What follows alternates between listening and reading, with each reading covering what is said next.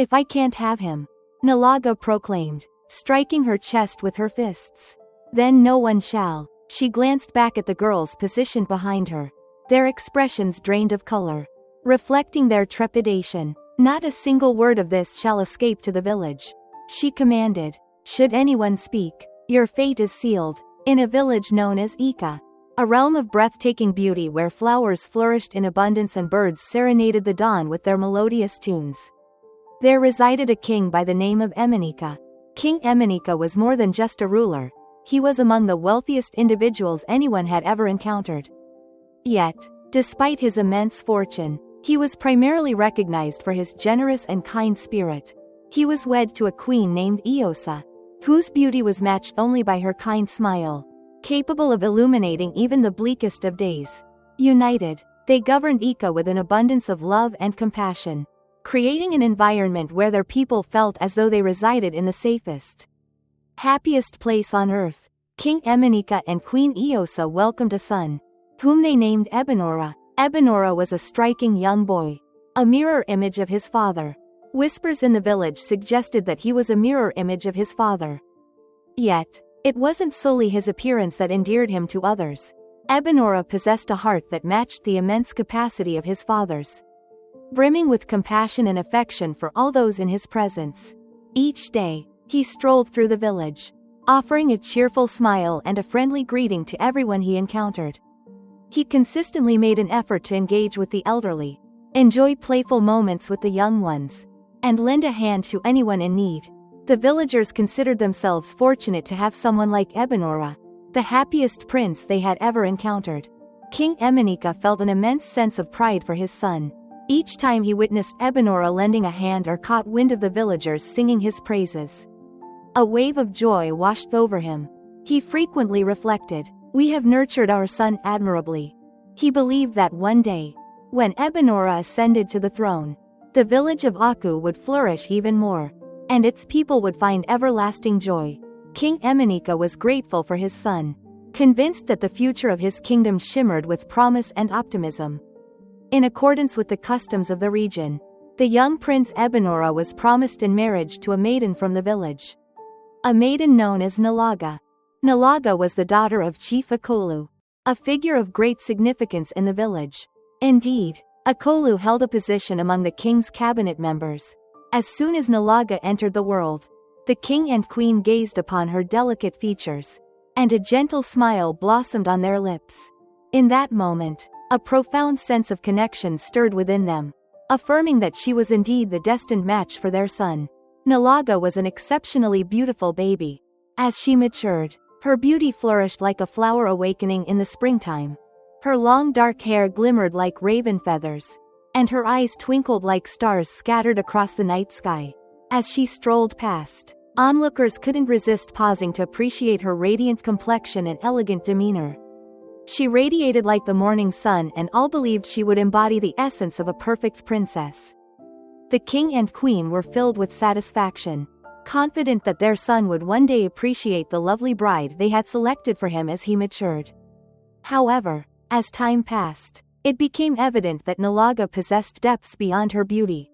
Chief Akolu and his wife had not fulfilled their duty as parents. She was not brought up to embody humility and kindness. Instead, Nalaga developed the belief that she was superior to those around her.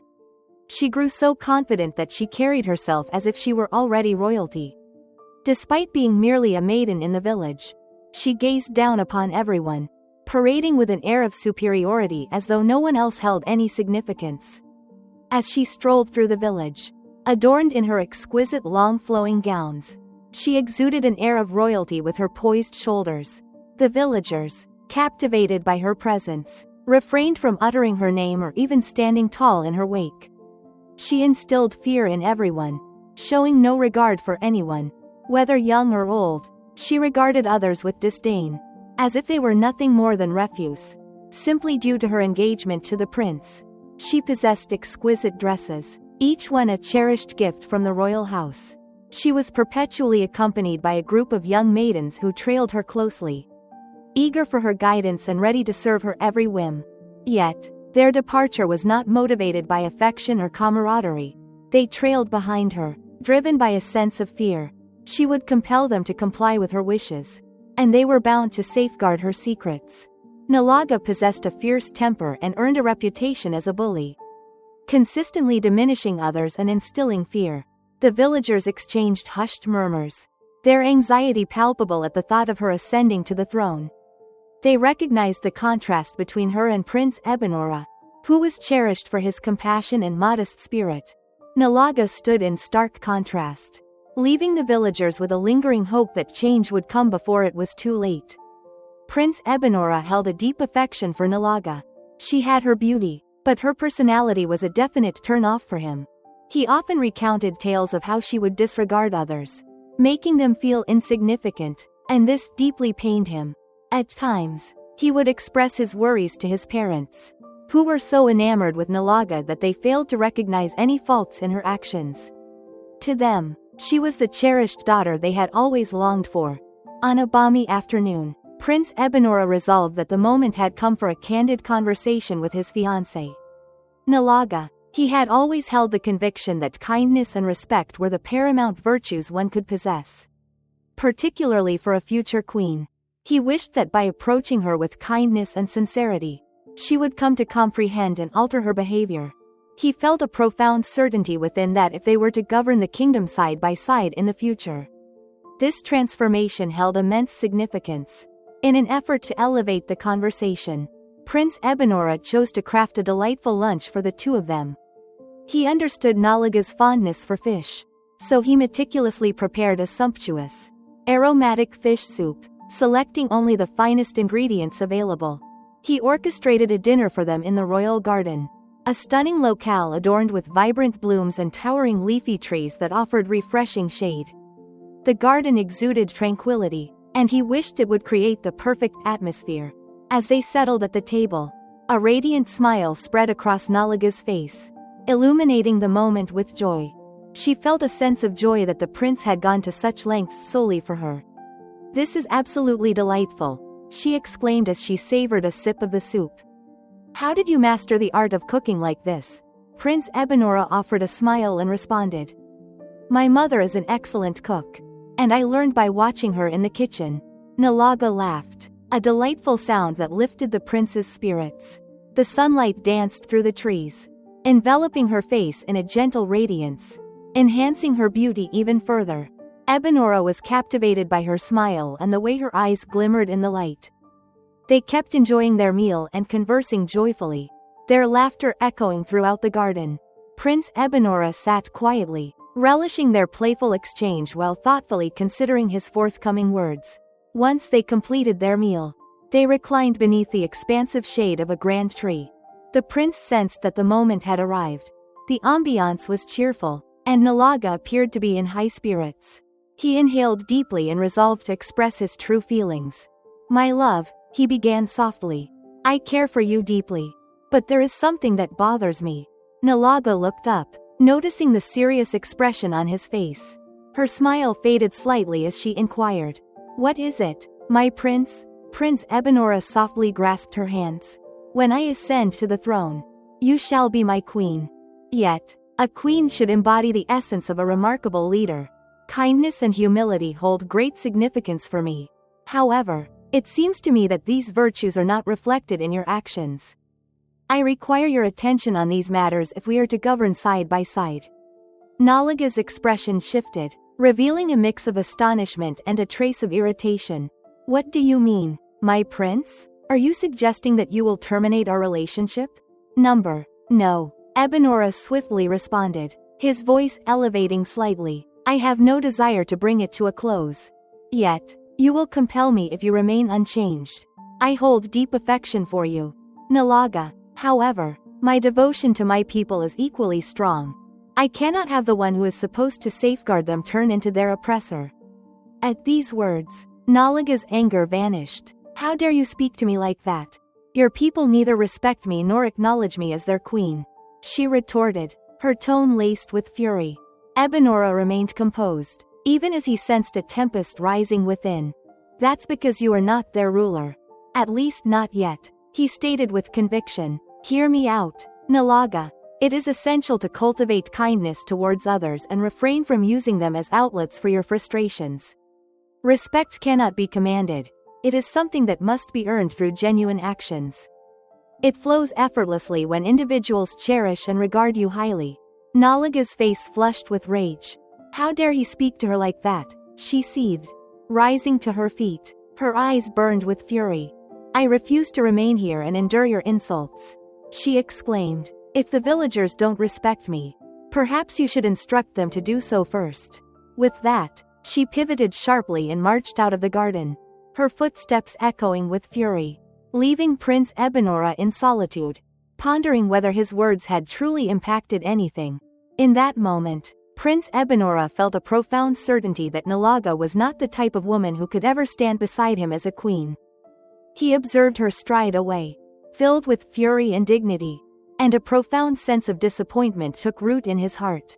He reflected on his mother, Queen Eosa, and how he had never witnessed her storm out on his father in frustration or dismiss his words. Nalaga had displayed a complete lack of respect, not only for the villagers but for him as well. How can a person be so self-absorbed that she refuses to take any advice or accept correction? His mother had always said that Nalaga could evolve with age, yet Ebenora found himself uncertain now. He was apprehensive that Nalaga would remain unchanged, regardless of the time that elapsed. A weight lingered in his heart, knowing his parents would never understand his perspective. However, it was evident to him that he could never take a woman with such a character as his wife. Ever since that fateful argument, he and Nalaga had exchanged not a single word. Nalaga had visited the palace on numerous occasions, yearning for a glimpse of him. Yet the prince chose not to engage with her. Oh, when she first arrived, he believed she was there to make amends. He lingered, hoping she would reveal a hint of remorse or modesty for what she had done. Instead, she continued to ramble about various topics, entirely overlooking the events that had transpired between them. Prince Ebenora's heart plummeted with a wave of disappointment. Overwhelmed by his frustration, he silently rose and departed, leaving her solitary in the palace garden. From that moment on, each time she arrived at the palace, he turned her away. As the New Year festival drew near, the entire village was alive with anticipation. This was the most thrilling season of the year, and everyone was getting ready for it. The New Year festival was consistently a magnificent occasion. A multitude of individuals from various realms gathered, and the festivity overflowed with vibrant hues, melodious tunes, and lively dances. The youthful maidens of the village brimmed with excitement. They would don their most exquisite and vibrant attire, embellish themselves with beads, and rehearse their dances to captivate the guests. It was an opportunity to showcase their beauty, elegance, and skills. The marketplace buzzed with activity, as young women gathered in lively clusters, eagerly purchasing fresh garments and unique treasures to enhance their beauty. This transcended the boundaries of a mere festival for them. It presented a chance to discover a suitable partner. During this season, numerous young men from far-off villages and the city would return home in search of a bride. The young women understood that by dancing gracefully and presenting themselves beautifully, they could attract the attention of a worthy suitor. Their mothers frequently recounted tales of how they had encountered their husbands amidst the festivities of the new year, inspiring the young maidens to dream of discovering their own true love in a similar fashion. Nalaga, having not spoken to Prince Obiwa since their disagreements, viewed this festival as the ideal opportunity to rekindle their connection. She resolved that if she danced with grace, he would be unable to look away from her. With unwavering resolve, she honed her dance steps, ensuring that each movement was executed flawlessly. She invested heavily in exquisite garments and stunning beads, intending to embellish herself like royalty. Nalaga was aware of her beauty, and she was convinced that if the prince beheld her in all her glory, he would find it impossible to resist her charm. In her imagination, she envisioned him approaching her, dropping to his knees and pleading for her forgiveness for the days he had overlooked her. The idea filled her with joy, and she felt a surge of assurance that the festival would reunite them. As the festival approached, the village buzzed with anticipation, the air thick with the thrill of the masquerades just a week away. The masquerades added a unique charm to the celebration, and anticipation for their parade filled the air. Upon hearing the resounding, rhythmic clang of the gong reverberating through the air, the villagers instinctively understood that the masquerades were about to emerge. The gong resonated, its sound inevitably accompanied by the rhythmic beating of drums.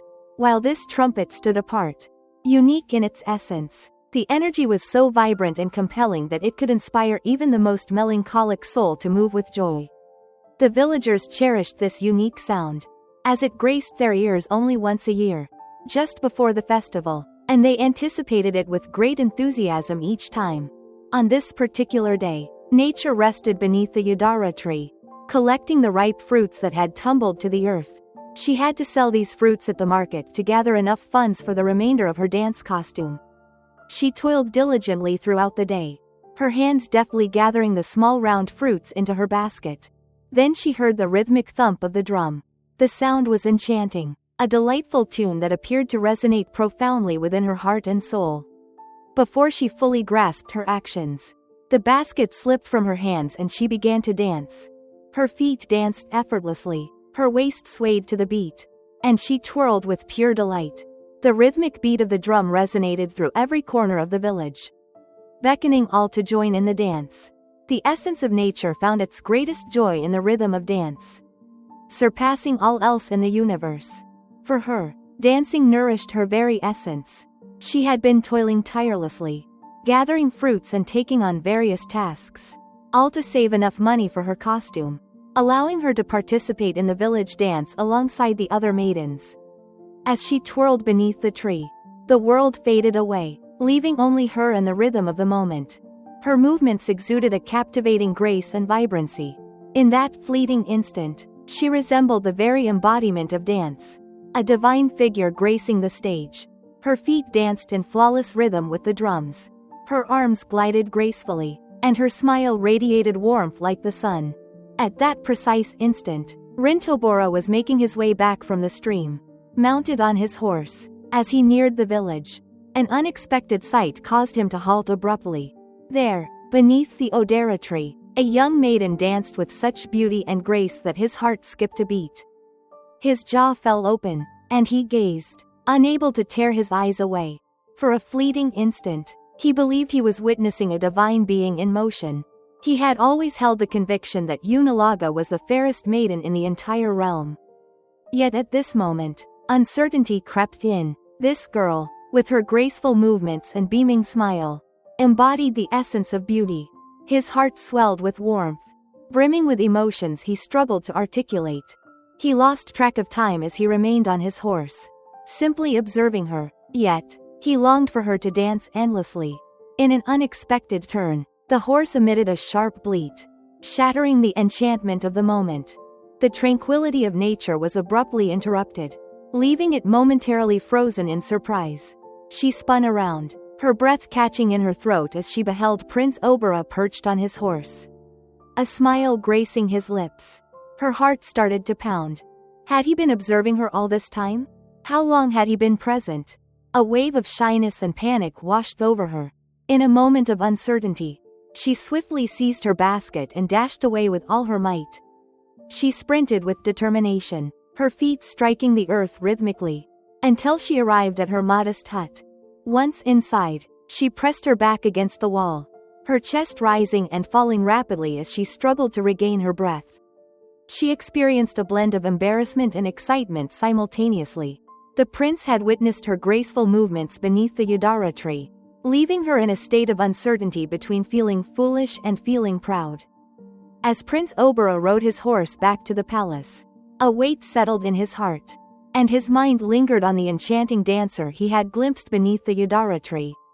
At first glance, she appeared almost divine, gliding through her surroundings with an elegance and allure that made it difficult for him to accept her humanity. He pondered how the divine could bestow such an abundance of elegance and charm upon a single individual. Her image lingered in his thoughts, and despite his efforts, he couldn't dispel the memory of her dancing, her radiant smile, and the fluid grace with which she moved, like a gentle breeze, amidst the vibrant energy of the festival. With masquerades swirling and laughter echoing through the village, Prince Obara found his mind wandering to distant concerns. His mind was consumed by the vision of the dancing goddess he had encountered that day. He visited the Yadara tree repeatedly, yearning for another sight of her. Yet, with every attempt, disappointment lingered. She was always absent. He gazed at the vacant spot where she had twirled, longing for the chance to witness her grace once more, if only for an instant. He ultimately resolved to bide his time until the festival day arrived. Without a doubt, she would be present. No maiden could possibly overlook such a grand occasion. Finally, the day of the festival arrived, and the village buzzed with joy and merriment.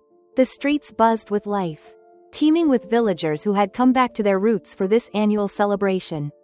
A cherished event that graced their lives just once a year. It was a moment for all to express gratitude to the deities for gracing their territory and providing them with a bountiful yield.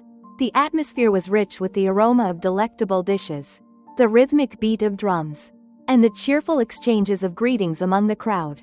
The maidens formed clusters, making their way to the palace, their faces beaming with joy as they engaged in lively conversation. Some of them laughed, saying, "I refuse to go home alone today. With all these handsome men around, someone is bound to notice me today." Others laughed and replied. They strolled with elevated aspirations, adorned in their finest attire, their expressions radiant with enthusiasm and visions of discovering a worthy partner. The festivities commenced with the final dance of the masquerade for the season. Their vibrant costumes, expanding and expanding with the rhythm of the drum. At that moment, the maidens were ready to showcase their talents. The crowd erupted in applause, captivated by the young women's elegant movements, each step harmonizing flawlessly with the melody. Prince Ebenora perched upon his throne, his gaze sweeping over the assembly, in quest of the girl who had twirled so gracefully beneath the Yadara tree. He gazed beyond the maidens, completely oblivious to Nalaga and her numerous attempts to draw his eye. His heart raced with anticipation. Yet as the event came to an end, there was no trace of her.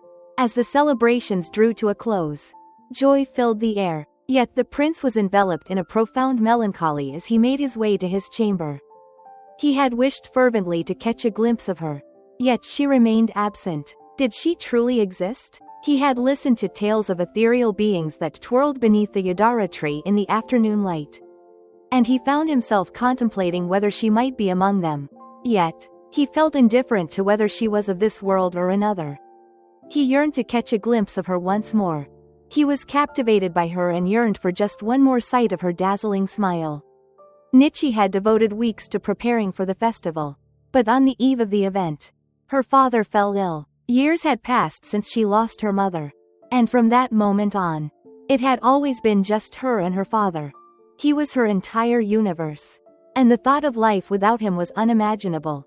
Mazi Ukolo, her father, noticed the concern etched in her gaze and implored her to attend the festival. He understood the significance it held for her, yet Nichi turned it down.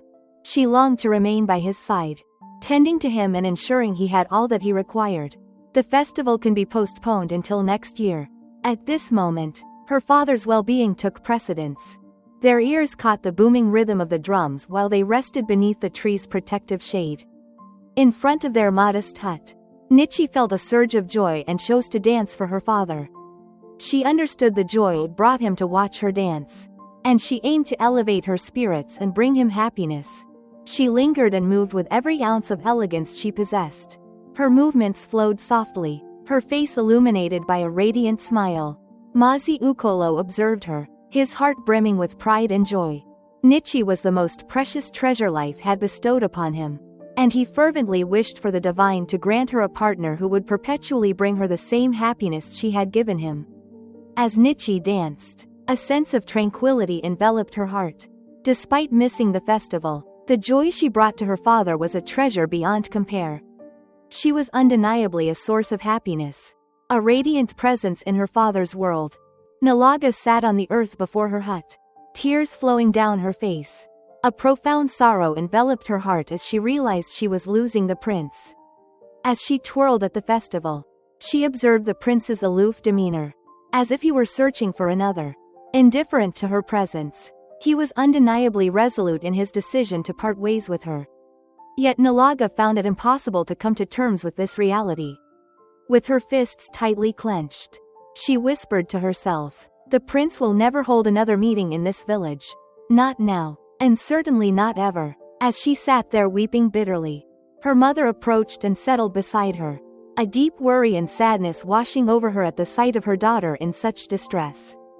"What troubles you, my dear?" she inquired softly. Nalaga brushed away her tears with the back of her hand and let out a soft sniffle. "Mother, it is the prince. He has been overlooking my presence. And the reason remains a mystery to me. At the festival today, he completely ignored me, not a single glance in my direction. His gaze roamed the crowd, as if he were in search of another presence." "What is happening?" her mother gasped, her expression a mix of disbelief and fury. "It seems that Obora is intent on bringing disgrace to this family. Did you both have a disagreement?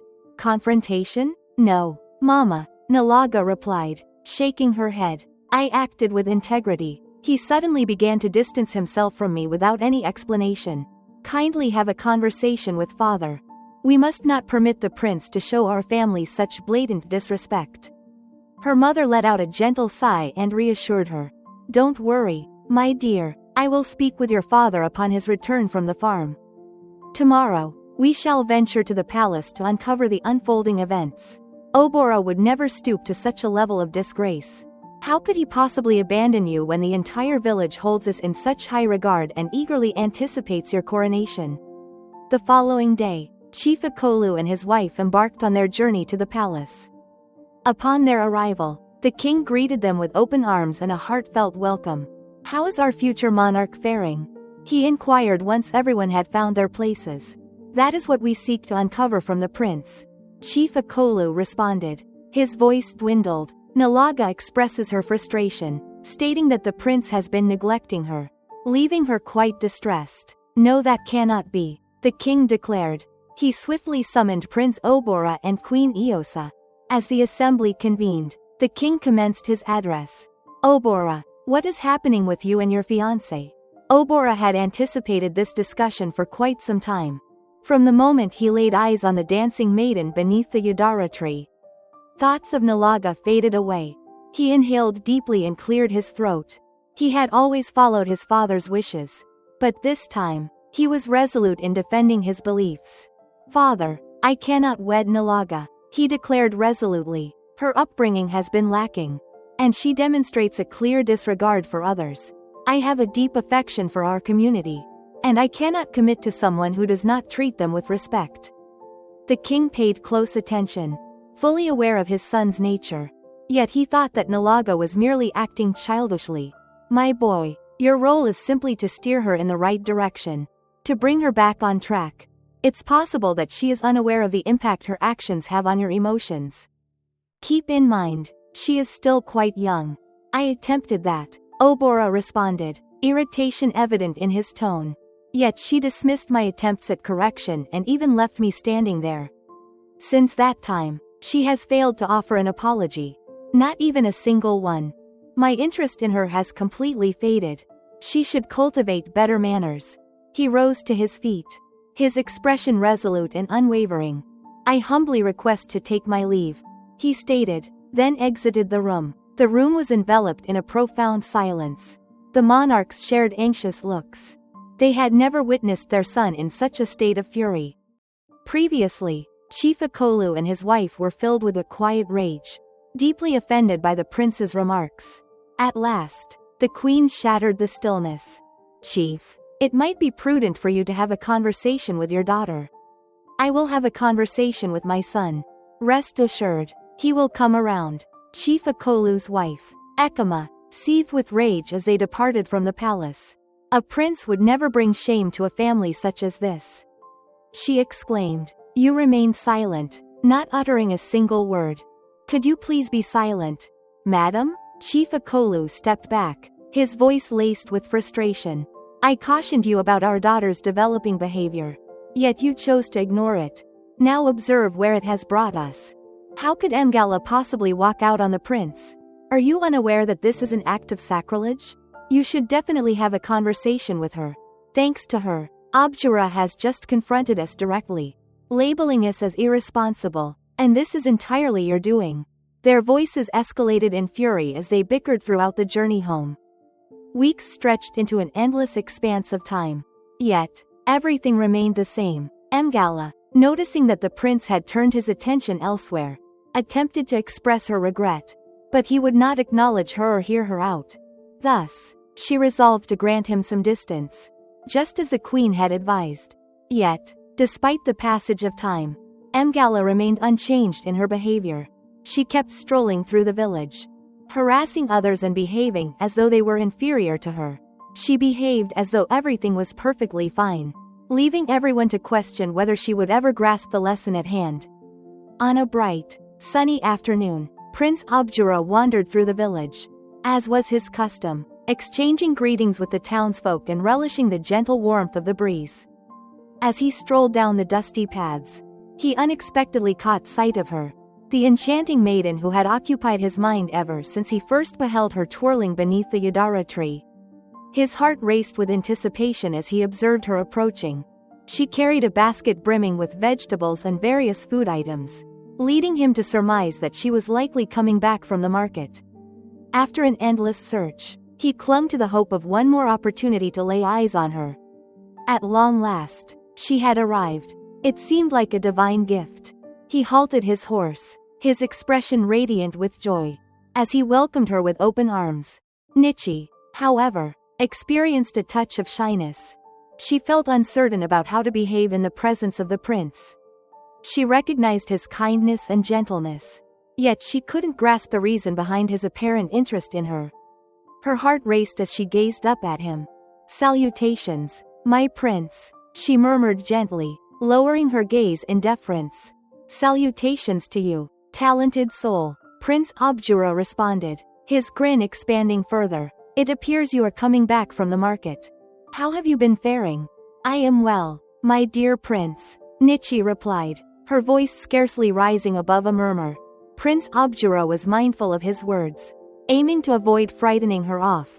He aimed to create a sense of ease for her, hoping to bring back her smile. "I would be delighted to learn your name," he said softly. "Do you hail from this realm?" "Indeed, my prince," she responded with a slight nod. "I am Nichi." "What a lovely name," he remarked, his eyes gleaming with appreciation. "It compliments a lovely lady such as yourself. Your dance the other day was absolutely mesmerizing, leaving me utterly captivated. I have sought you tirelessly. I would be thrilled to witness your dance once more. Could you possibly assist me with this?" Nichi's face brightened with a smile, and Prince Abjura felt his heart lift. This was a smile he had envisioned for countless weeks. Witnessing it at this moment brought him immense happiness. "No one can refuse the prince," Nichi responded, her voice gentle and melodic. "I would be delighted to do so if it brings you joy." Prince Abjura experienced a surge of exhilaration coursing through him. "Then, let's make it a date," he said with enthusiasm. "Tomorrow evening, we will gather once more at the enchanting place where I first witnessed your dance. I truly appreciate you fulfilling my request. It holds great significance for me." With a thankful smile and a gentle wave, the prince turned his steed and made his way back to the palace. His heart filled with delight. He was filled with anticipation for the arrival of the next day. He sensed he had discovered something genuinely extraordinary, and he eagerly awaited the hours until their next meeting. Thus, the bond between Prince Abjura and Nichi started to flourish, reminiscent of a stunning bloom. Every evening, as the sun dipped below the horizon, they gathered beneath the Yadara tree, a place of their origins, where they blossomed and gained strength with each fleeting moment. Prince Abjura possessed a remarkable gift for playing the oya, a flute that produced the most enchanting melodies, and Nichi complemented him flawlessly. Her graceful dance steps flowed seamlessly with the music he played, her body moving with such elegance that it felt as if the wind itself was guiding her. Their evenings were marked by these meetings, forming a familiar routine. Each evening, as the sky transformed into hues of pink and orange, they would gather beneath the canopy of the Yadara tree. Prince Abjura experienced a surreal existence. The moments he shared with Nichi were the most joyful of his existence. He eagerly anticipated their moments together, ticking off the hours until their next encounter. He understood that he desired something deeper than merely observing her dance. He yearned for her companionship and joy, as well as her affection. He desired Nietzsche to remain in his life eternally. Yet, there were some things in the village that did not escape attention. A few villagers had spotted the prince in the company of Nietzsche. Under the Yadara tree, whispers would often ripple through the air, spreading swiftly from one ear to another. A number of villagers felt a sense of satisfaction, particularly those who had grown weary of Nalaga's haughty demeanor and did not hold her in high regard. They wished that this newfound bond would ground Nalaga and instill a sense of humility in her. However, those who remained faithful to her were far from pleased. They hurried to her, filled with excitement to reveal that the prince had been seen in the company of another maiden from the village. Nalaga's expression shifted to one of fury upon hearing this news. "This cannot be," she shouted, her voice quaking with rage. "Abjura must not treat me this way. He cannot bring me shame before the whole village like this." A fierce anger surged within her. Realizing that the prince could be eluding her hold, she understood the urgency of the situation. She had to take action to prevent this from occurring. She was resolute that no other maiden would claim her position beside the prince. At that moment, Nalaga realized that the prince had moved on from her.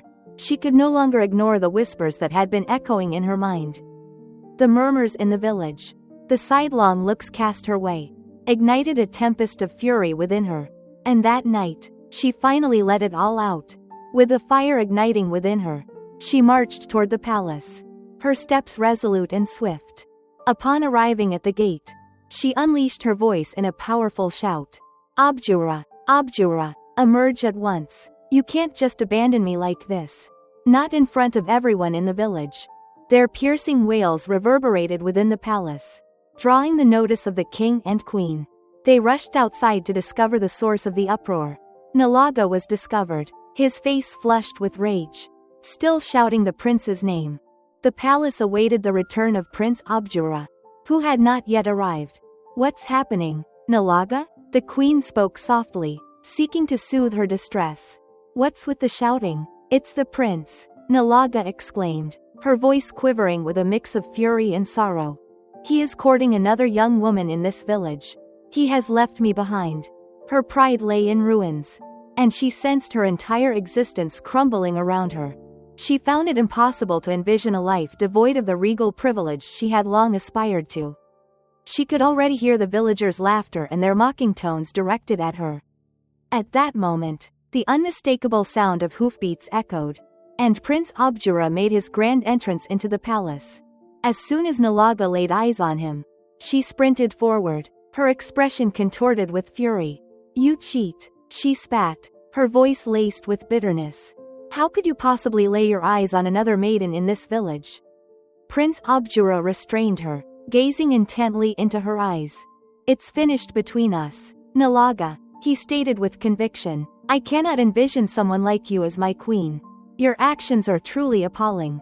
Focus on your personal growth, and prepare yourself for the next opportunity that arises." "I'm finished." "No, you can't possibly mean that," the king exclaimed, taking a step closer, astonished by his son's declaration. Father Abjura responded, his tone unwavering. "She remains steadfast in her ways, and I find myself unable to continue navigating this situation." Nalaga's knees buckled beneath her, and she fell to the ground, imploring the prince, tears cascading down her cheeks. It seemed as though everything she had known was crumbling around her. She had matured, convinced that her destiny was to be a queen, existing like a princess and readying herself for her future reign. And now, just like that, everything was slipping away from her grasp like grains of sand. The monarchs remained frozen in despair. They understood that their son's decision was final, and there was not much they could do to alter it. They softly urged Nalaga to return home, assuring him they would speak with Abjura and attempt to persuade him to reconsider. Yet Nalaga remained unresponsive, her heart brimmed with resentment and fury. "Who is this young woman? Who has the audacity to assume my role?" she exclaimed. "I promise you, I will end her life. I will end her life." As Nalaga strode away from the palace, her pace was brisk and filled with rage, her expression clouded with wrath. The villagers, upon seeing her approach, instinctively stepped aside to allow her to proceed unhindered. The tempest brewing within her gaze was unmistakable, prompting them to wisely keep their distance. Nalaga circled the village, seeking to uncover the identity of the maiden who had captivated Prince Abjura's attention. Upon finally uncovering that it was Nichi, the unfortunate girl was left in disbelief. "That unfortunate, filthy creature," she exclaimed, her voice brimming with fury. "Abjura selected that piece of rock instead of me. I refuse to allow him to take her away. Not while I still draw breath. This is unlikely to occur." She started to track and observe Nichi with the assistance of her maids. Each morning, Nichi made his way to the farm, treading a narrow, solitary path through the bush. The path was serene, flanked by dense trees, with few souls wandering through. Nalaga resolved that she and her friends would conceal themselves there and await Nichi. They were determined to impart a lesson that would linger in her memory forever. That morning, Nichi stepped out of her cozy hut, humming a lively melody as she made her way to the farm. She felt a sense of joy, blissfully unaware of the challenges that lay in wait for her in the future. Upon arriving at the narrow path, she was met with an unusual sound, reminiscent of leaves stirring in the breeze. Before she had the chance to glance around and identify the source of the sound, Nalaga and her group of girls charged toward her. They ambushed her unexpectedly, forcing her to the ground and assaulting her with all their might. Nichi attempted to stand her ground, yet the odds were overwhelmingly against her. She cried out, her voice filled with desperation, urging them to cease, yet their fury drowned out her pleas. "You thief!" they shouted. "You heartthrob thief!" Nalaga loomed above her, her voice brimming with rage. "How could you possibly take what belongs to me?" she shouted. "Are you not aware of my identity in this village? I caution you, keep your distance from the prince. This serves as a brief caution. Should you come close to him again, you will deeply regret it. You have no idea what I'm capable of," she warned. "I will make you disappear," she said, her voice icy and threatening. Then she laughed, a wicked, cruel sound that compelled the other girls to join in her mirth. Once they finished, they abandoned Nichi on the ground, battered and suffering. Tears flowed down her cheeks as she gradually lifted herself, pain radiating through her body. Upon arriving home, Nichi recounted every detail of her experience to her father, Mazil Koro. His expression darkened, and his posture sagged under the weight of concern. "My dear Nichi," he murmured gently, "we are merely ordinary folk in this village. It would be wise for you to keep your distance from the prince. This is a battle you cannot conquer, and I wish to keep you by my side. I have faith that another man will cherish you deeply." Nichi nodded, her eyes glistening with unshed tears. She understood that her father was correct. Although the prince had not requested her presence, she realized that it was essential for her to keep her distance from him. She was the sole remaining family member her father had, and she understood that Nalaga meant business with her threats. She was reluctant to jeopardize her father's life or her own.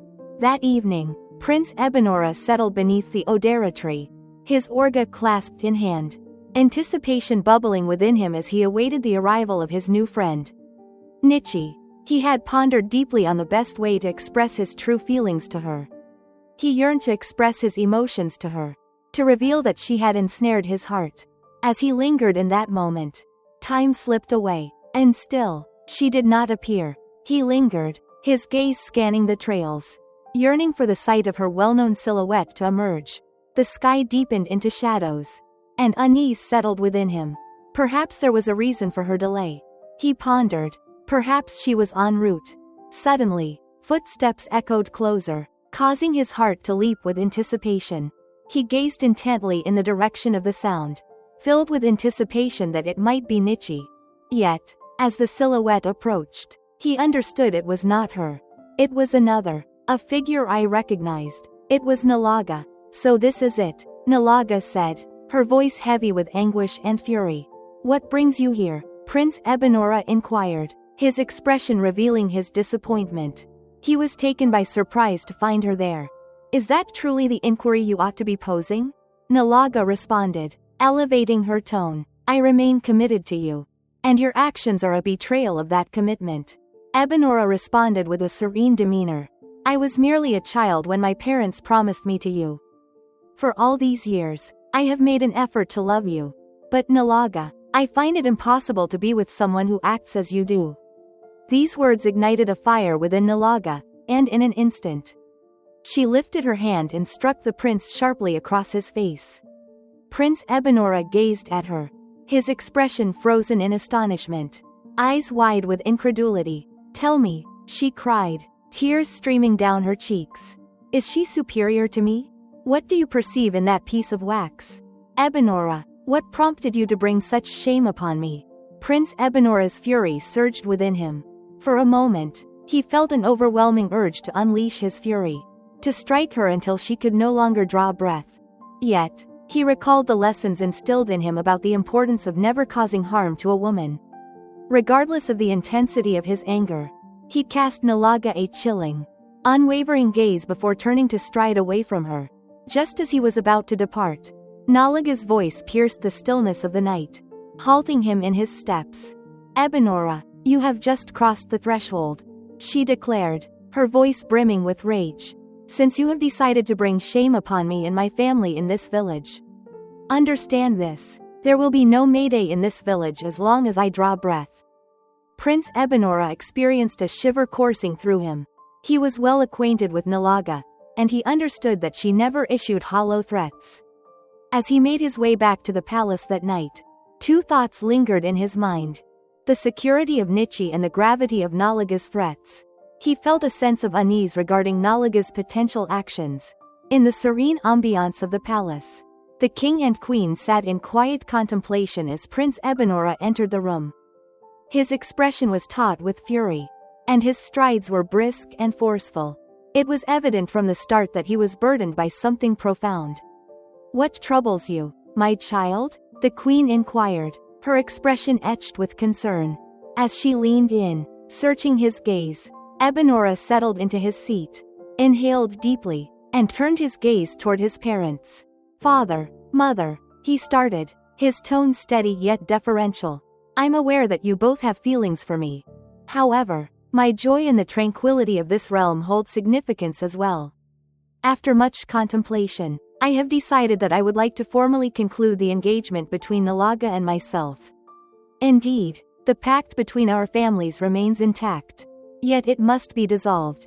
I never want her to come close to me again, he concluded, his voice brimming with resolve. The monarchs shared a lingering, contemplative gaze. It was evident to them just how earnest their son had become.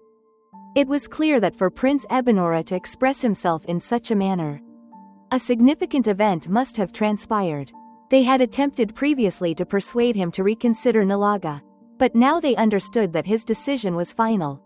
They were genuinely concerned for his well-being, and it was evident that Nalaga was not the suitable partner for him. The king finally spoke, nodding slowly as he acknowledged his son's perspective. A meeting with Nalaga's family will be arranged soon to discuss this matter.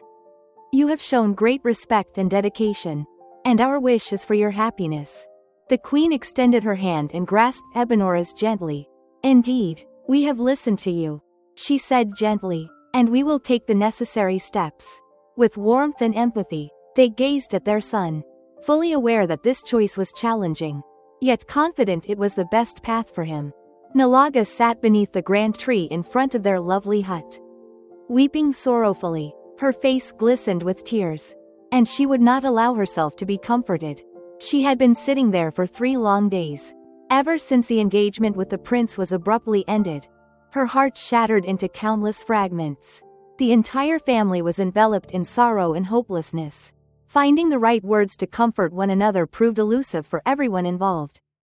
A profound disgrace enveloped them, casting a shadow that seemed to linger over their home. The word of the shattered engagement traveled swiftly through the village, and it felt as though every person was discussing it. The villagers were unable to contain their whispers and laughter. Under the enchanting glow of the moon, the maidens would come together, their laughter and whispers filling the night air. As they shared their beloved tale, they chuckled heartily, poking fun at Nalaga, even mimicking the way she strutted with her nose held high.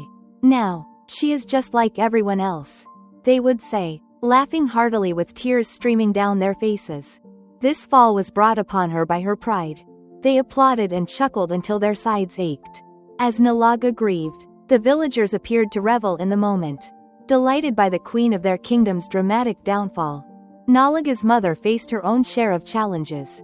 As she strolled through the market, the village women exchanged hushed whispers and stifled laughter, occasionally letting slip unkind words that pierced the air.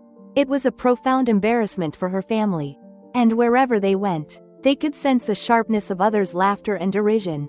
With each passing day, Prince Ebenora's anxiety deepened. Days had passed without a glimpse of nature, and a weight of worry settled in his heart. He found himself unable to shake thoughts of her, pondering what might have gone awry.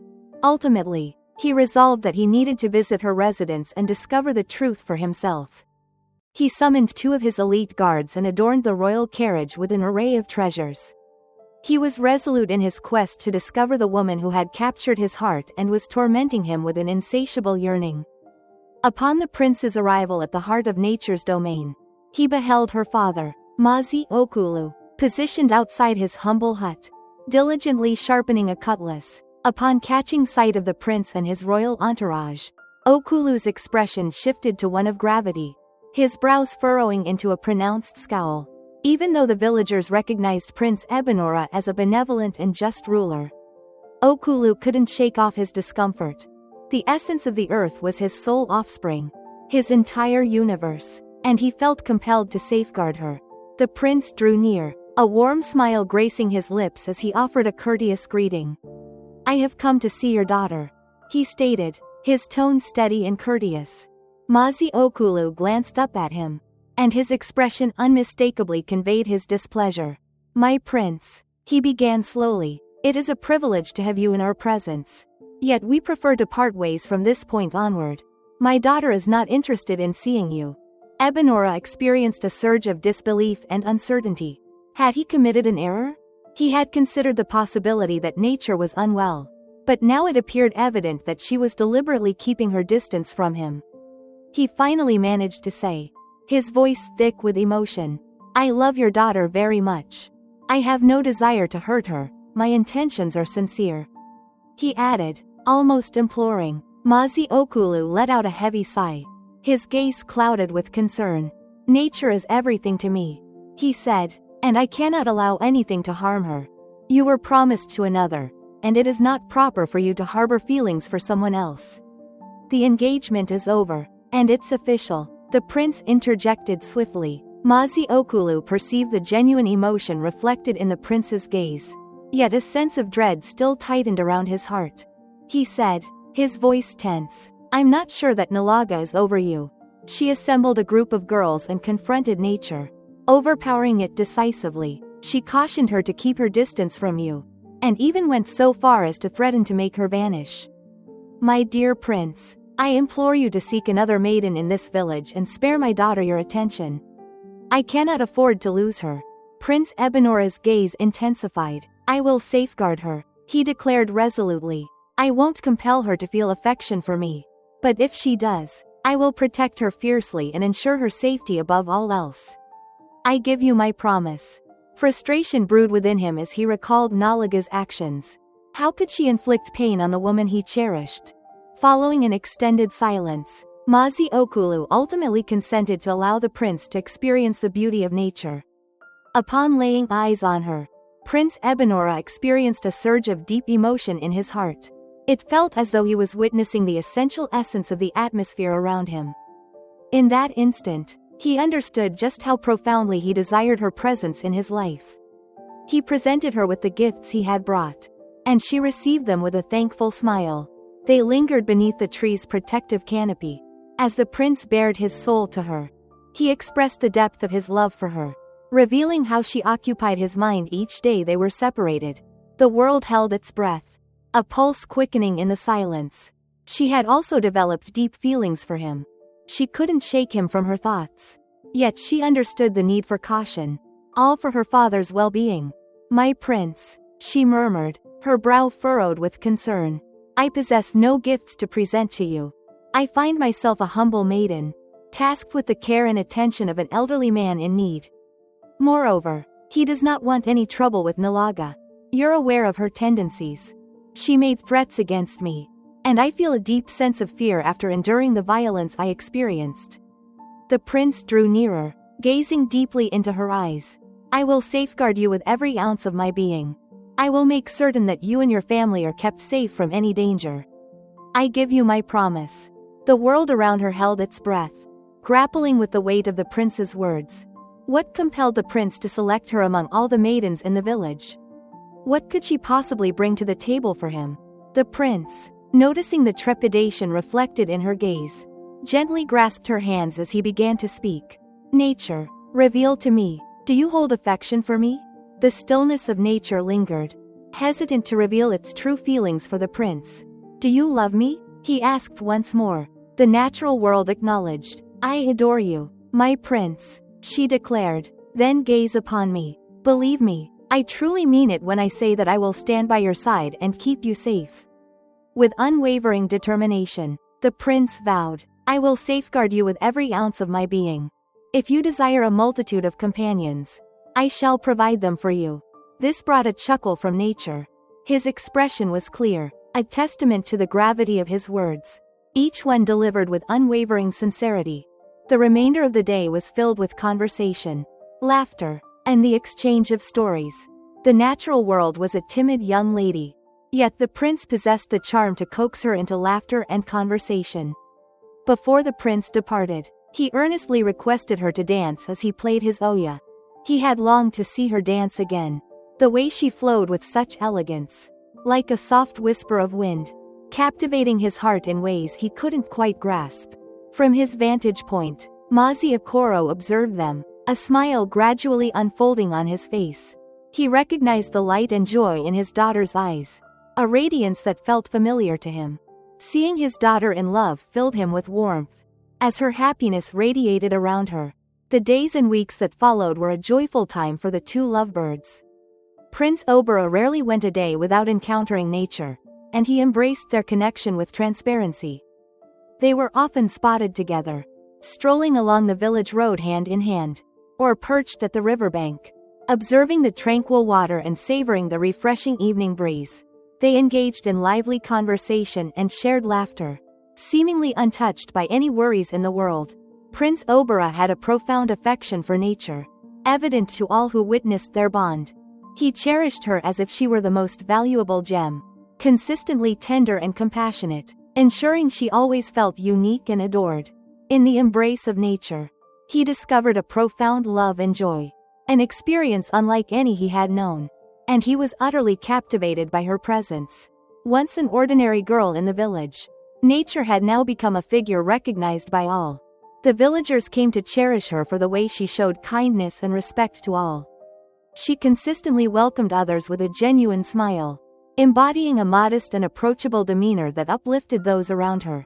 She embodied all the aspirations they had for Nalaga, yet he never fulfilled them. One evening, as they lingered by the riverbank, Prince Obara cast a serious gaze towards nature.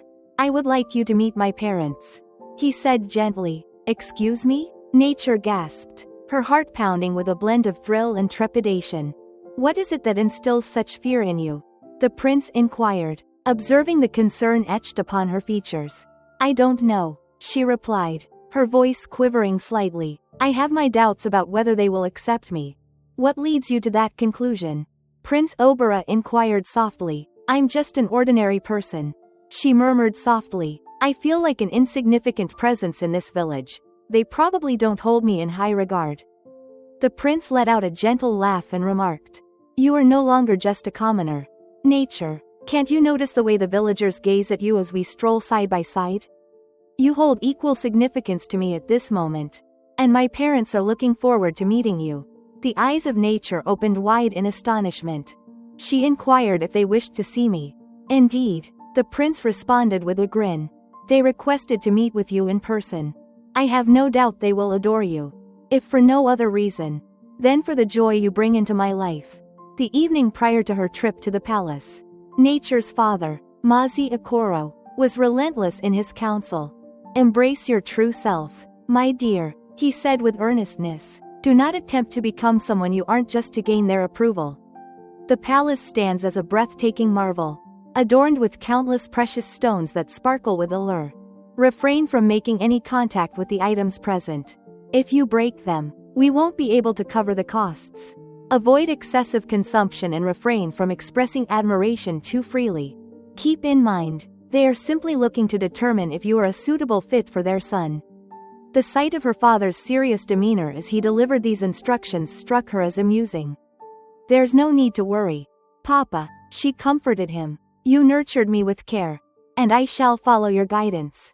On the following evening, the prince arrived to collect Nature in the royal carriage. The beauty of Nature was breathtaking in the exquisite gown bestowed upon her by Prince Oboro. He hoped she would present herself beautifully for this significant occasion. Upon her arrival at the palace, she was greeted with warmth by the king and queen. Upon catching sight of Nature, they exchanged smiles and leaned in to whisper to their son, "She will make a splendid queen." The remainder of the evening unfolded in pure delight. They savored delightful dishes, engaged in lively conversation, and shared laughter, all in an effort to make Nature feel welcomed and at ease. Nature experienced a profound release from all her earlier fears. Though she was unfamiliar with such opulence, she recalled her father's wisdom and maintained her composure and humility during the entire evening. The monarchs were taken aback, and Prince Oboro felt a surge of joy, confident in his wise choice. Nalaga had heard whispers of the prince's new affection, and it pierced her heart like a dagger. Once, she strolled through the village with her head held high, convinced that she would soon ascend to the throne. Now her wings were clipped, and she could no longer showcase herself as the future queen. Her heart brimmed with resentment and fury. It was the most profound embarrassment she had ever experienced. She had been on the brink of ascending to the throne of her village. But in an instant, she found herself just another girl among many. One day, concealed behind some bushes, she observed Prince Oboro and Nature engaged in a lively conversation, their laughter echoing in the air. Her heart throbbed with a mix of anguish and envy. "I won't allow you to take him," she whispered with intensity. "Never, and not at any time. I would prefer to meet my end before that." As the weeks passed, a sense of calm enveloped the village, as if all had found its place once more. The prince was crafting his intentions to embrace a life intertwined with nature. Even as hushed murmurs circulated among the palace inhabitants. On a sweltering afternoon, Nature made her way home from the farm. Feeling exhausted and drenched in sweat, she realized the house was devoid of water, prompting her to venture to the stream to collect some. As she strolled down the dusty trails leading to the river, the atmosphere was tranquil, with only the gentle rustle of leaves and the melodic chirping of birds breaking the silence. It came as no shock, for who would willingly venture to gather water beneath the blazing sun? As Nature approached the cool, clear river, she leaned down to immerse her pot in the water. Just as she was about to fill it, a voice called out from behind her. Her heart raced, and she swiftly pivoted. It was Nalaga. Behold, Nalaga caught, a mischievous grin dancing across her face. Nature attempted to disregard her and grabbed her pot, preparing to depart, but Nalaga positioned herself in front of her, obstructing her way. 4 other maidens stood behind Nalaga, ever ready to heed her commands without a moment's hesitation. "Where do you believe you are headed?" Nalaga inquired, her tone icy and incisive. "Did you really believe I was kidding the last time? I warned you to keep your distance from my partner. Yet you chose to ignore me. Please, Nalaga," Nature implored gently, "do not even think about calling me by my name." Nalaga roared, her eyes aflame with rage. "I am your sovereign, and you are required to demonstrate your reverence towards me. Assume the position immediately." Nature held her position, her tone unwavering as she responded, "I have not wronged you in any way. Your connection with the prince has come to an end. What have I done to deserve this treatment? I did not take your man." Nalaga's expression contorted with fury as her hand shot out, delivering a sharp slap to Nature's face. "How could you bring up my suffering?" she exclaimed. "How could you possibly address me in such a manner?" The other girls swiftly gathered around her, and with a united effort, they heaved Nature into the depths of the river. They stood at the riverbank, observing as Nature fought against the water, her arms thrashing in a desperate attempt to remain above the surface. "I won't let you take him," Nalaga screamed, her voice brimming with insanity. Nature persisted in her battle for survival. Yet gradually her head slipped below the surface. And she transformed into something indomitable. "If I can't have him," Nalaga declared, striking her chest with her fist. "In that case, it seems that no one will." She glanced back at the girls positioned behind her, their expressions drained of color, reflecting their trepidation. "Not a single word of this should escape to the village," she commanded. "If anyone speaks, your fate is sealed." The girls nodded swiftly, their hearts racing with trepidation, fully aware that they had no option but to comply. The hour was growing late, and Mazi Okulo's anxiety deepened with each passing moment. His daughter Nature had vanished for hours. She had departed earlier that afternoon to collect water from the river. Yet she typically didn't linger this long. He pondered the possibility of her visiting the prince. She was meant to return home to get lunch ready. How could she abandon her responsibilities to be with him? As the sky deepened into twilight and the sun dipped below the horizon, a weighty sensation enveloped his heart. There was an unsettling feeling in the air. He sensed it profoundly within him. At that moment, he caught sight of the prince galloping into the compound on his steed. Mazi Okulo's heart leapt with anticipation. Yet upon closer inspection, he discovered that the prince stood solitary. The prince leapt from his steed and rushed to meet him. "Greetings, Guy," Prince Obiara said swiftly. "I have come to inquire about Nature's well-being." "What is happening, Nature?" Mazi Okulo responded. His voice trembled with urgency. "Is she not by your side?" "No," the prince replied, his expression filled with concern. "This evening, we had planned to meet at the riverbank. When she didn't appear, I felt compelled to seek her out, wondering if perhaps she had fallen ill." Tears started to stream down Mazi Okulo's cheeks. "She is everything to me, Prince. I mentioned before, she means everything to me. She departed this afternoon to gather water. And she has yet to come back," he lamented, his voice trembling with dread. A chilling tremor coursed through the prince's spine. His heart raced with anxiety. How is this possible? Where might she have wandered off to? "Mazi, please make an effort to remain composed," he urged. "I shall dispatch the royal guards to scour the entire village." In a swift motion, the prince leapt onto his horse and galloped away, commanding the guards to commence their search with urgency. Panic quickly spread throughout the entire village. The men traversed from one hut to another, inquiring of each person they encountered if they had caught sight of Nature. They meticulously scoured every bush, traversed the farmland, and examined every nook and cranny of the village. Yet, after countless hours of searching, she remained elusive. The absence of Nature was palpable. The prince was heartbroken. Tears flowed down his face as he lingered by the riverbank, a place that held countless memories of their time together.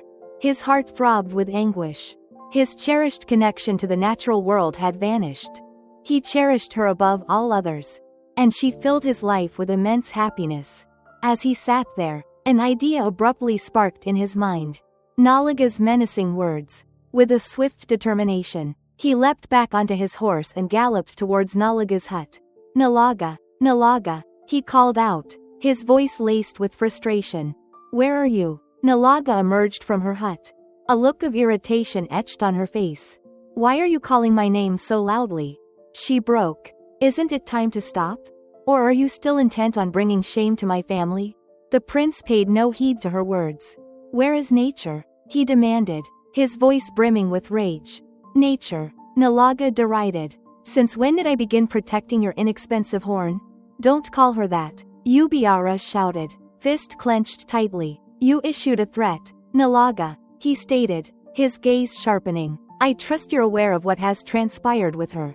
"Where could she be?" In a feeble attempt to sound innocent, Nalaga responded. "I spoke those words in anger. I didn't intend for that to happen. Her whereabouts remain a mystery to me." Nalaga's persuasion was so compelling that the prince, despite his lingering doubts, found himself filled with anger towards her. "Nalaga, should I discover that you were involved in this, my forgiveness will be forever out of reach," he cautioned her. Before turning to depart, he made his way back to Mazu Okolo's house, burdened by a profound sense of sorrow. The elderly man wept inconsolably. As a crowd of villagers assembled nearby, offering their solace and support. Prince Yubiara felt a profound weight of remorse in his heart. As he observed Okolo, he had vowed to safeguard nature. Yet he had faltered. Now, he sensed it was his responsibility to look after her father, who was everything to nature. He simply couldn't abandon him in that state. He hoisted Mizu Okolo up and assisted him onto his horse. He then returned to the palace.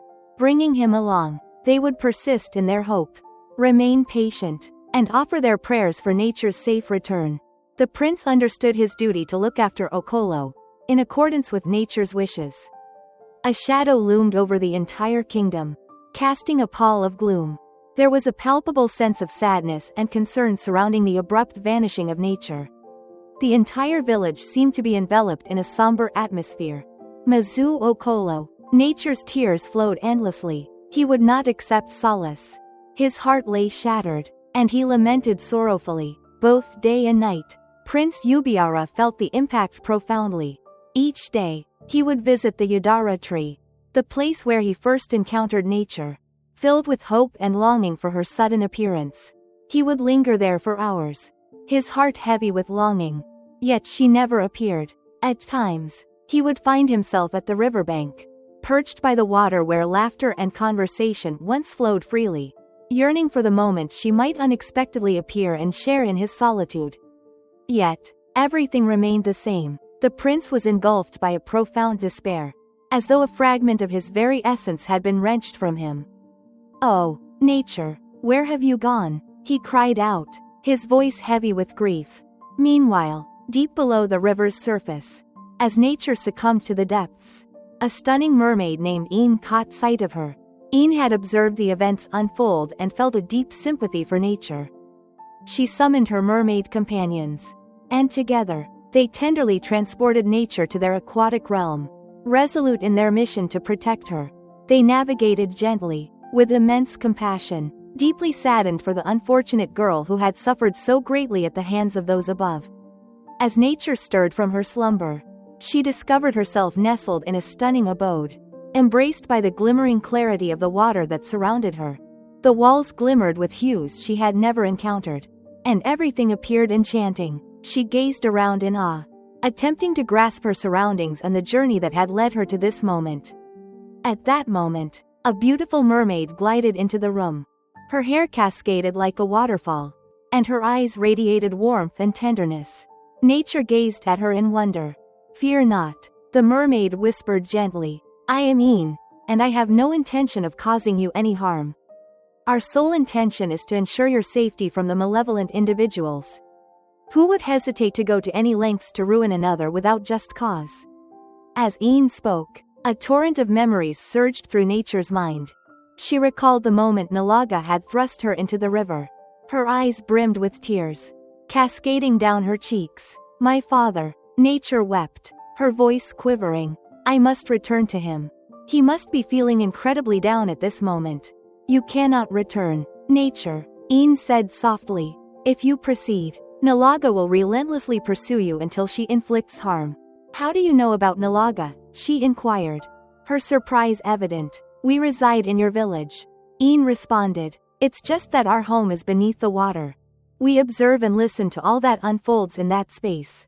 Keep in mind, we are not human beings. We possess extraordinary powers, and we understand how to acquire knowledge." She gazed upon nature with a sense of sorrow and empathy. "Your heart is untainted, and we shall ensure your safety. When the moment is right, you will find your way back. There's no need to be concerned about your father. The prince is attending to him with great diligence." Nature felt a wave of relief wash over her, still a bit overwhelmed, but grateful to know her father was all right.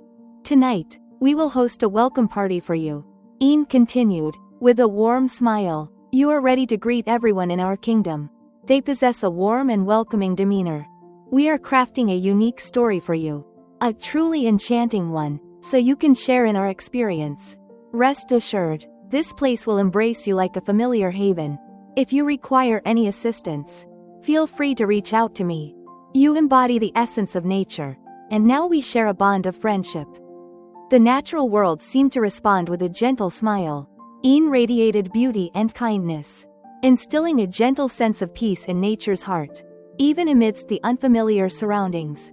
"Thank you, Een, for rescuing me," nature murmured, filled with appreciation. "Certainly," Een responded with warmth. "I couldn't allow someone with such a radiant spirit to fade away into oblivion."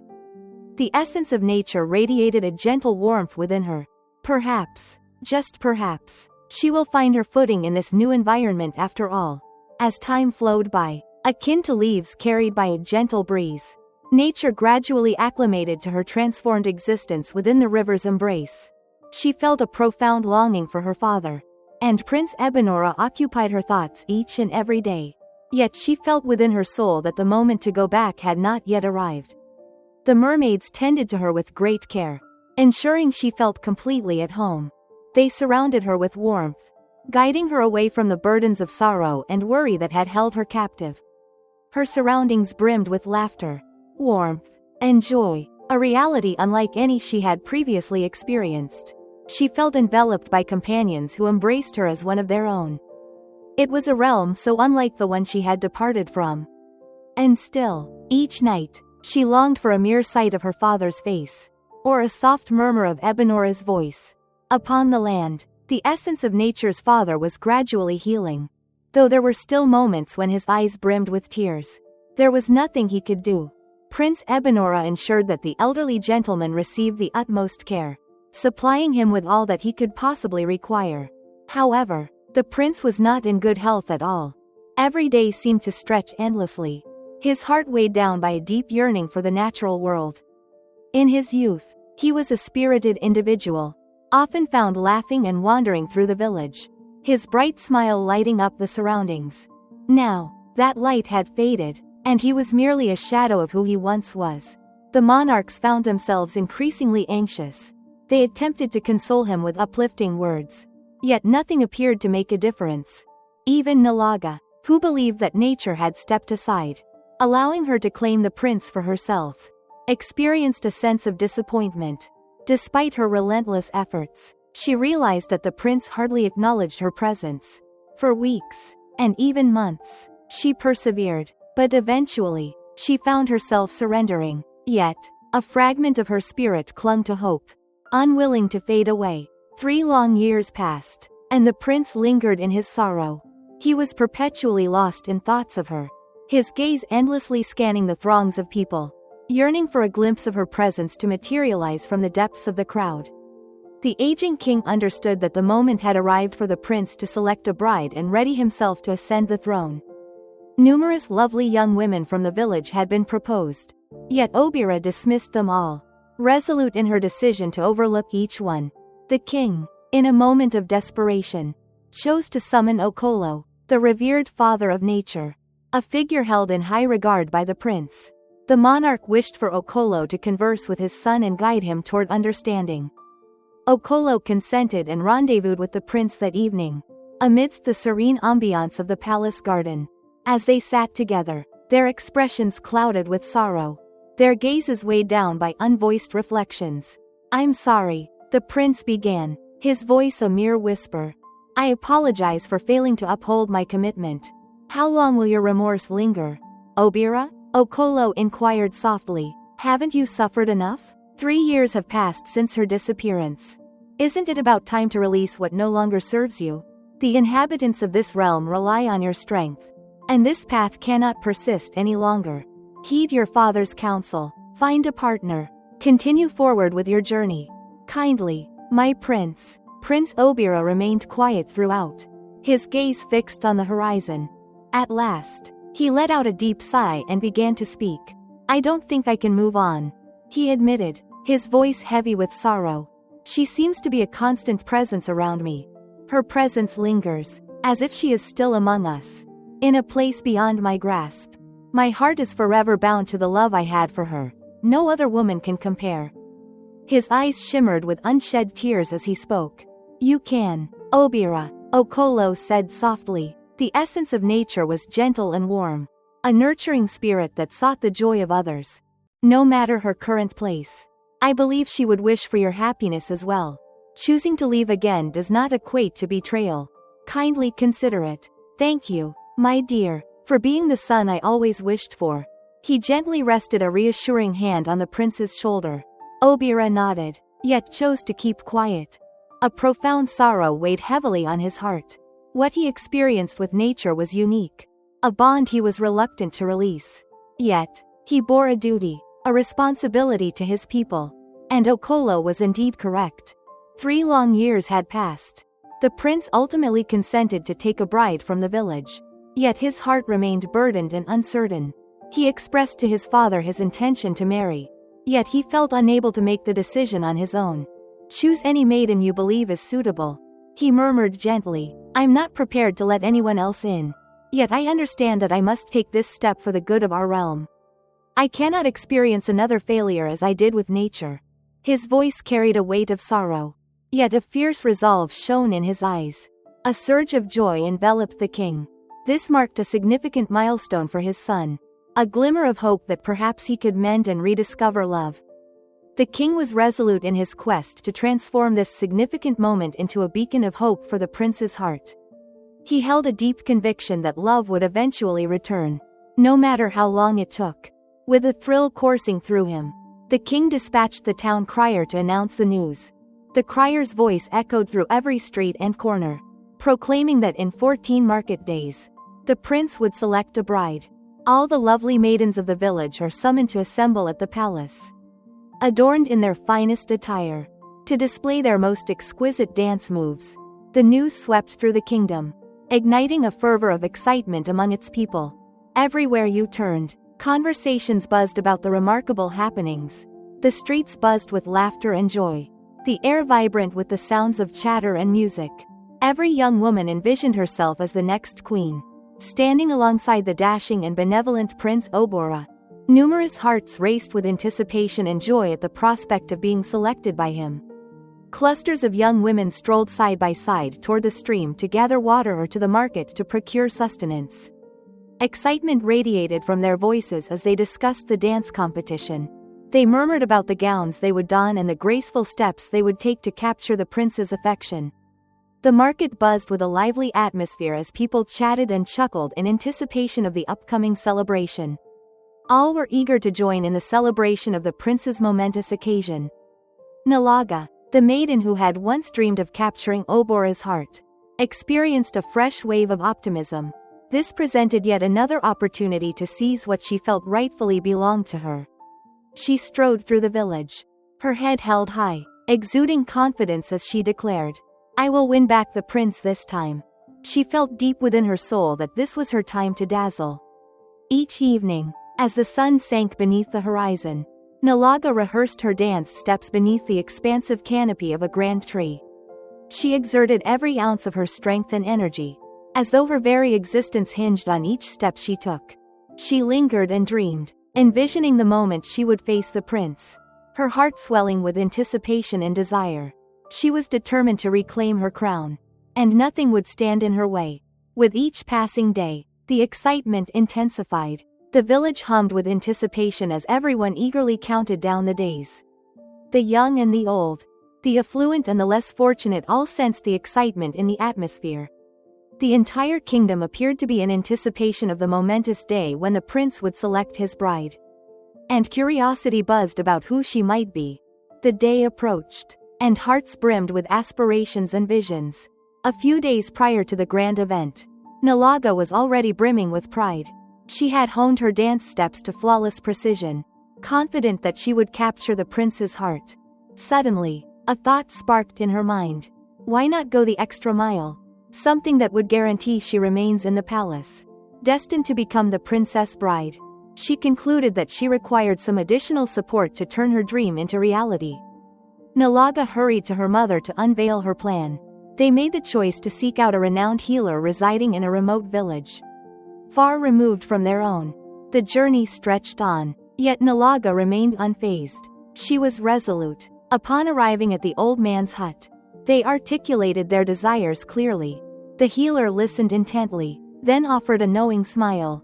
He combined various herbs and unusual ingredients into a dense paste and presented it to them in a small clay pot. Less than text. "This is a unique pomade," he remarked, a mischievous smile playing on his lips. On the day of the dance, apply it generously to your skin before heading to the palace. When the prince witnesses your dance, he will be utterly captivated. His heart will be captivated by you, and he will select you as his beloved." Nalaga and her mother were filled with joy. They expressed their gratitude to the native doctor and compensated him with an abundance of calories. With hearts brimming with anticipation, they set forth on their journey back to the village, confident that they had ensured Nalaga's destiny as the next queen. At last, the dawn of the momentous occasions had come. The rhythmic beat of drums resonated through the crisp morning air, reverberating across the village and heralding the arrival of a joyful day to come. The entire village appeared to burst with energy and enthusiasm. Young women twirled with delight, envisioning themselves as the beloved of the prince. All ages were filled with anticipation, curious to witness the unfolding events. This event was truly unprecedented in its grandeur. As the sun ascended into the sky, illuminating everything with its golden rays, crowds started to assemble at the palace. The maidens arrived adorned in their most vibrant and exquisite garments, their faces radiating with anticipation and joy. The villagers, adorned in their finest attire, were filled with anticipation as they gathered to witness the spectacle. Nalaga strode confidently alongside her companions, who surrounded her like loyal sentinels. With her head held high and her heart racing with anticipation, she approached the palace. She was certain that today belonged to her. Today, she would once more take her place as the prince's bride. She sensed it deep within her being. Under an expansive, elegantly adorned canopy, the king and queen sat, their faces radiant with joy. Beside them was Prince Ubora. His expression was devoid of any feeling, a complete blank. He gazed at the throng assembled in the grand palace grounds, his thoughts drifting elsewhere, adrift in contemplation. As the drums crescendoed, the dance unfolded with fervor. One by one, the maidens advanced, gliding elegantly to the cadence of the music, their vibrant skirts twirling around them. The audience erupted in applause, reveling in each movement, each spin. Nalaga observed intently, her heart racing with each fleeting second. She sensed that her moment was approaching. She inhaled deeply, sensing the enchantment enveloping her skin. She was prepared, beyond prepared. This was her moment, and she was resolute in her quest to make it remarkable. One by one, the maidens advanced, their feet gliding in harmony with the pulsating drums, their waists undulating and twisting, all in an effort to capture the prince's gaze.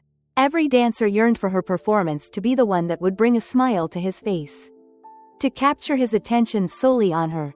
Yet Prince Ubora stood motionless, his visage devoid of emotion, his gaze far away. As each maiden completed her dance and retreated, he remained still. He remained silent and did not participate.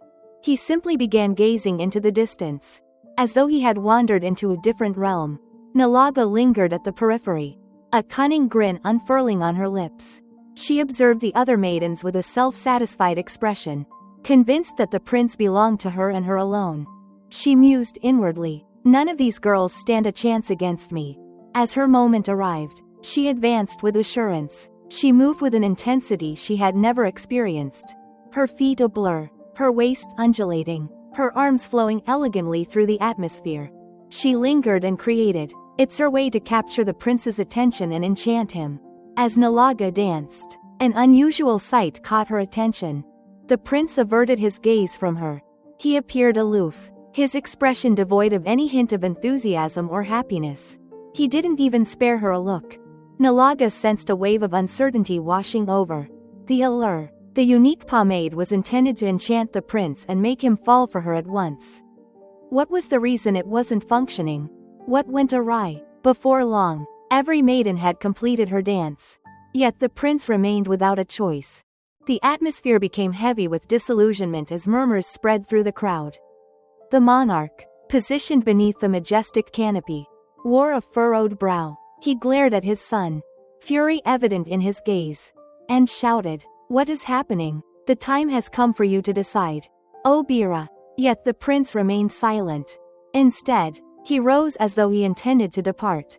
At that moment, the melody shifted. A gentle melody wafted through the air, drawing everyone's gaze to a maiden perched gracefully on a white horse. her form illuminated by the warm sunlight. Her face was concealed by a fine veil, and her gown shimmered like the fresh morning dew. The audience inhaled sharply, their expressions filled with astonishment. Who might this be? They exchanged hushed words, brimming with awe. The enigmatic maiden elegantly dismounted from the horse and commenced her dance. Her movements flowed with an effortless elegance, captivating the audience into a stunned silence. Her steps glided effortlessly, reminiscent of a gentle breeze on a sweltering afternoon. The prince's heart quickened with anticipation. He observed her intently, sensing something gaze profoundly within him. This dance, he pondered. I am familiar with this dance. He gazed at her, attempting to look past the curtain. An unusual sensation enveloped him, and he sensed a protective barrier descend along his spine. It felt like the essence of nature was performing a graceful dance just before his eyes. A shiver ran down his arms, and his heart raced like never before. The maiden's dance unfolded like a spell, her movements enchanting and exquisite. An utterly captivating performance that left audiences spellbound for years. The villagers gazed in wonder, their mouths agape in astonishment as they beheld her move effortlessly across the earth with unparalleled elegance and expertise. At last, as the drums ceased their thunder, the maiden halted her dance and approached the prince. With deliberate grace, she raised her veil. What is happening? The prince declared, his voice brimming with astonishment and delight. Nature, he shouted. He extended his hand towards hers, his eyes filled with astonishment. It had been ages since he had laid eyes on this face. And now it was suddenly in front of him. He was indifferent to whether she was a living being or a specter. The beauty of nature was unparalleled, radiating a luminous glow that appeared to emanate from its very core. The prince gazed in silence, words escaping him. His heart swelled with joy. Indeed, it is I, she responded, her tone brimming with affection. It's I, nature. The entire village remained frozen in disbelief, grappling with the reality of what lay before them. Nalaga's eyes grew wide with fear. She recalled witnessing nature succumb to the river's depths. Why is that? Ghosts. Ghosts, she shrieked, spinning around to flee. Yet, just as she was about to move forward, the deities intervened, halting her progress with their divine power. Nature faced Nalaga, her voice resonating with strength and clarity. She ordered that the villagers be informed of your actions. Nalaga's complexion turned ashen, and tears started to stream down her face. The voice of nature resonated with such intensity that it urged her to start speaking without delay. With a quiver in her voice, she revealed all her secrets. She recounted to the villagers the tale of how she and her friends had cast nature into the river. Witnessing her demise as she sank beneath the surface, she wished that nature would never grace the village with her presence again, allowing her to claim the prince entirely for herself. The audience inhaled sharply, their hands instinctively covering their mouths in shock, to dread what they expelled in revulsion. Their expressions contorted in fury and disbelief. Anger surged through them as they gazed at Nalaga and her companions, now incapacitated on the ground, completely motionless. The deities had cast them down with affliction.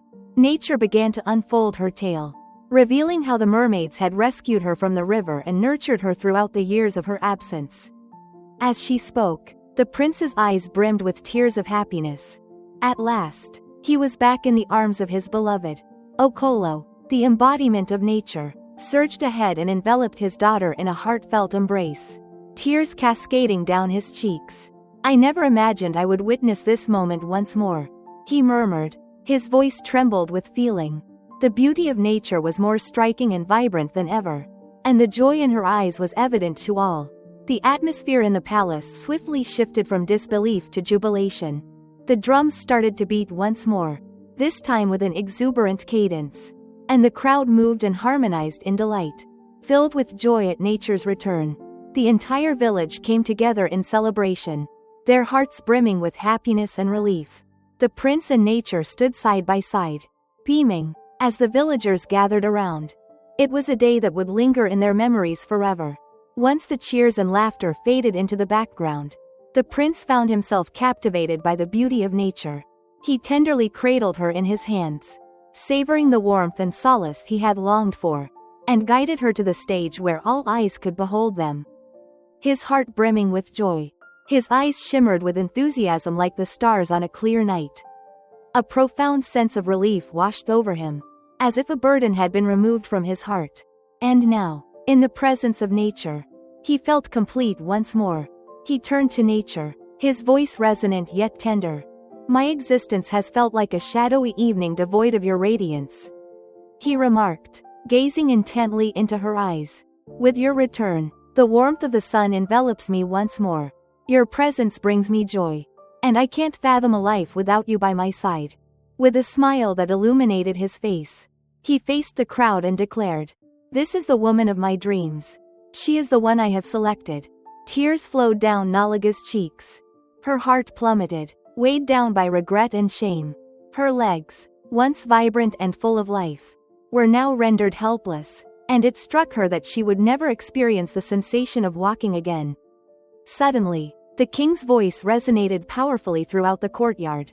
"I refuse to let darkness linger in our midst," he proclaimed with fervor. He decreed the expulsion of the Kukit family, their disabled daughter, and her companions from the village. As they were expelled, the village children gathered stones, hurling them at Nalaga and her family. With every stone that struck her, Nalaga experienced a piercing ache of anguish and despair. Her heart throbbed with remorse. She longed deeply to rewind the clock and choose differently.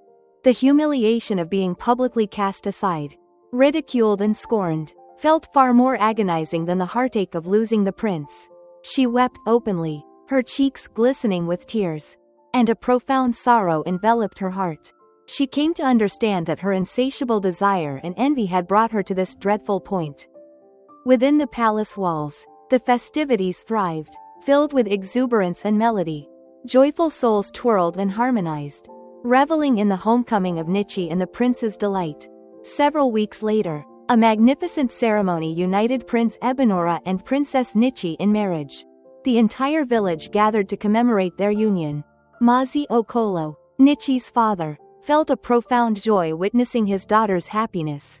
The monarchs beamed with joy, fully aware that their offspring had discovered genuine affection. The villagers joined in the celebration with genuine joy and enthusiasm, filled with anticipation for the promising future. They had faith that their leaders would deliver. As Prince Ebenora and Princess Nichi embarked on their journey together, the bond of their love deepened with each passing day. Upon ascending to the throne, they governed the realm with a spirit of equity and compassion. With their guidance, the realm flourished, and the inhabitants experienced joy and satisfaction. All were fortunate to have such benevolent and compassionate leaders. Once a year, Nichi would return to the river, bearing gifts and offerings. She knelt by the water's edge, expressing her gratitude to the mermaid who had rescued her and watched over her during the years of her absence. She always remembered their kindness and consistently expressed her gratitude. Thus, Prince Ebenora and Princess Nichi embraced a life of bliss, their hearts brimming with affection and their realm resonating with tranquility and delight. Hey friends, thank you for tuning into this incredible tale. I truly hope you found it as delightful as we did while creating it. Please share your lessons in the comments below. And remember to like and subscribe if you haven't already. Thank you. I truly appreciate all the incredible love and support. They hold great significance for me. For now, I must depart and look forward to our next tale together. Farewell, you.